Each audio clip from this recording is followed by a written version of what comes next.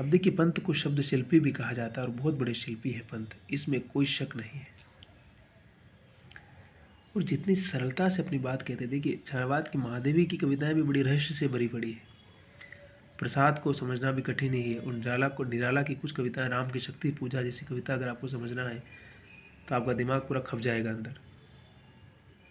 संस्कृत के इतने उत्कृष्ट शब्दों का इस्तेमाल निराला करते हैं। बाकी उनकी बहुत सारी कविताएं बड़ी सरल और बड़ी सहज भी है। वह तोड़ती पत्थर देखा मैंने उसे इलाहाबाद के पथ पर। लेकिन जहां वो कठिन की तरफ बढ़ते हैं आप, लेकिन पंत को देखिए, पंत को शब्द शिल्पी कहा जाता है। उपयुक्त शब्दों का चुनाव, उनकी तराश, सटीक अर्थवत्ता, मित कथन और स्थापत्य की अविच्छेद्यता का उत्कृष्ट उदाहरण है नौका विहार। ये कविता भी वर्णनात्मक है, किंतु नौका विहार में जिन प्रसंगों को चुना गया है वे कवि के सूक्ष्म अन्वेषण और विन्यासात्मकता के सूचक है। अर्थपूर्ण विश्लेषणों का चुनाव तो कोई पंत से सीखे। शांत स्निग्ध ज्योत्स्ना उज्ज्वल तन्वी, गंगा ग्रीष्म विरल, गंगा की धारा में चंद्रमा, नक्षत्र दल, शुक्र कोक आदि के रंगीन प्रतिबिंबों या छायाओं से गंगा जल अनेक रूपों में बदल जाता है। जिस प्रकार गंगा की धारा में प्रतिबिंब कगार दोहरे लगते हैं, उसी प्रकार उनकी अर्थ छवियां भी दोहरी लगती है। जिस तरह गंगा की धारा में निरंतर प्रवाह है, उसी तरह जीवन और जगत भी प्रवाहमान है। शाश्वतता प्रवाह ही की ही है। इस धारा शाही जग का क्रम, शाश्वत इस जग का उद्गम। फिर बाद में क्या कहते हैं कि विस्फारित नयनों से निश्चल कुछ खोज रहे हैं चल चार तारक दल, जो ज्योतित कर झलका अंतस्थल, जिनके लघु दीपों को चंचल अंचल को ओट किए अविरल, फिरती लहरें कुछ लुक छिप पल पल। क्या है इसमें? मतलब चांदनी रात का दृश्य है और कवि कह रहा है कि कैसे आसमान में चांदनी, जैसे उसका जो प्रकाश जब रिफ्लेक्ट हो रहा है पानी में, तो जैसे लग रहा है कि तारों के बहुत सारे दल पानी में चमक रहे हैं, बहुत सारे दीपक जल रहे हैं। और छोटे छोटे ये जो दीपक है, इनकी ओट में किए अविरल पानी बह रहा है।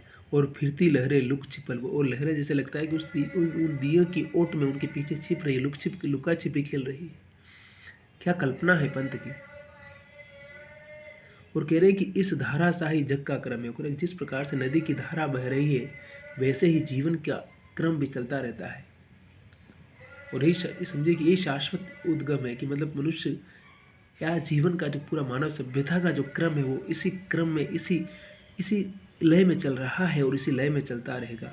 इसलिए कह रहे हैं कि विस्फारित नयनों में निश्चल कुछ खोज रहे चल तारक दल। ऐसा लगता है कि ये जो तारों के जो दल है, ऐसा लगता है कुछ कोई किसी समूह की तरह कुछ खोज, किसी चीज़ की खोज में लगे हुए हैं, कोई डिस्कवरी कर रहे हैं। ये पंत की ताकत है। इसलिए किसी कवि को उसकी भाषा, उसकी लय, उसके शब्द के चुनाव और वो किस प्रकार की अर्थ छवियाँ अपनी कविता में, अपने काव्य में बिखेर रहा है, उसके आधार पर समझना चाहिए। जब हम उसको उस आधार पर समझने लगते हैं, तो हम उसके बहुत सारे प्रसंगों को, उसकी बहुत सारी चीज़ों को खुद समझ भी जाते हैं और उनका अर्थ भी हम गहरे से समझ पाते हैं। अब देखिए, सांध्य तारा में क्या कहते हैं कि पत्रों के अनंत अधरों पर सो गया निखिल वन का मरमर, जो वीणा के तारों में स्वर। अविरत इच्छा में ही नर्तन करते अबाध रवि ऋषि उड़गन। ये है पंत की।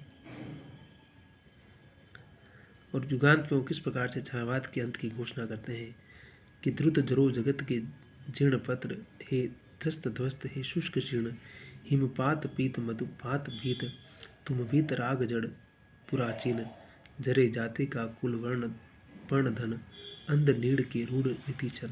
इसी प्रकार वे गा कोकिल में लिखते हैं। क्या कह रहे हैं कि मतलब कि जितनी भी जो चीज़ें जड़ हो चुकी है, उनको खत्म हो जाना चाहिए वो जल्दी, और नया मधुमास आना चाहिए, नया बसंत आना चाहिए, ताकि जीवन में कहते हैं प्रकृति उत्थान पतन, बढ़ना बिगड़ना, ये तो जीवन का, प्रकृति का नियम है। इसलिए वो पंत इस बात को भी बड़े अच्छे से, बड़ी गहराई से समझाते हैं बार बार कि द्रुत जरो जगत के जीर्ण पत्र, हे संसार के खत्म हो चुके पत्तों, हे वो चीज़ें जो, जिन चीज़ों का महत्व खत्म हो चुका हो, जल्दी खत्म हो जाओ, नष्ट हो जाओ, झड़ जाओ। जिस प्रकार के पेड़ के सूखे पत्ते को जल्दी झड़ जाना चाहिए, खत्म हो जाना चाहिए, वैसे ही हे शुष्क शीर्ण हिमपात पीत मधुमास भीत, तुम वीतराग हो चुके, तुम सब खत्म हो चुके, तुम्हारा कोई बचा नहीं है, तुम जल्दी खत्म हो, जल जाओ। और रूढ़ रीति छन हो, जो रूढ़ी हैं, रीतियाँ हैं, सब कुछ खत्म करो, नई चीज़ों को शुरू करो। इस बात को बार बार कहते हैं, कविता बहुत महत्वपूर्ण है। अंध नीड़ की रूढ़ रीति छन, अंध भक्ति की चीज़ें हैं, जो रूढ़ियाँ हैं, जो रीतियाँ हैं, उनको खत्म करके एक नई परंपरा, एक नए विचार को शुरू करने की हमें आवश्यकता है। तभी जाकर के हम इस संसार को, इस जीवन को समझ सकते हैं। और अगर हम परिवर्तन की इस गति को समझने की न कोशिश करते हैं और न इसके बारे में बात करेंगे, तब तक हमारे पास न तो कोई समाधान है और न कोई अंत है हमारी चीज़ों का। इसलिए वो कहते हैं कि पत्रों के आनत अधरों पर सो गया निखिल वन का मरमर। जो पत्थर, जो अनंत थे, जो होठ है, उनके ऊपर से लग रहा है कि जो ये जंगल का जो हवा है वो सो गई है। जो वीणा के तारों में स्वर, जिस प्रकार से वीणा के तार होते हैं, उनके स्वर अंदर होते हैं, उसी प्रकार से सब कुछ हमारे अंदर है, सब कुछ भीतर ही भीतर है मनुष्य की। लेकिन मनुष्य क्या है, बावड़ा है कि बाहर खोजता रहता है, बाहर ढूंढता रहता है। तो इस पागलपन से उसको बाहर निकलने की आवश्यकता है। वो जब तक इस पागलपन से अपने आप को बाहर नहीं निकालेगा, तब तक वो द्रुत जरो जगत के जीर्ण पत्र, हे त्रस्त ध्वस्त, हे शुष्क शुष्क शीर्ण। तो कह रहा है कि तब तक वो सब चीज़ें आप न तो बना सकते हैं, न बना पाएंगे। याद रखना इस बात को,